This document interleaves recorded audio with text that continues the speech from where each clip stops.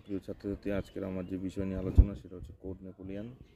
এই code Napoleon নবম শ্রেণীর একটি গুরুত্বপূর্ণ বিষয়। নেপোলিয়ন বোনাপার্টের শ্রেষ্ঠ কীর্তির মধ্যে এটা পড়ে। এই কোড নেপোলিয়ন 1804 খ্রিস্টাব্দে সম্রাট হওয়ার পর নেপোলিয়ন দায়িত্ব দিয়েছিলেন 4 জন বিচারপতিকে। 3 জন বিচারপতিরা মিলে 3 থেকে 4 জন বিচারপতিরা মিলে 1807 খ্রিস্টাব্দে এটি তৈরি করে। এর 3টি ভাগ ছিল: দেওয়ানি, ফৌজদারি ও বাণিজ্যিক। আর অন্যদিকে এর 2287টি ধারা ছিল। এর কোড নেপোলিয়নের অসংখ্য ধারা আছে।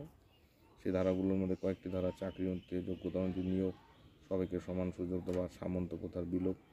এছাড়া এর কিছু ত্রুটি বা সীমাবদ্ধতা, সেটা হচ্ছে নারীদের অধিকার সংকুচিত করা, সম্পত্তি অধিকার থেকে নারীদের সংকুচিত করা হয়েছে, শ্রমিকদেরকে স্বার্থের কথা সেরকম ভাবা হয়নি।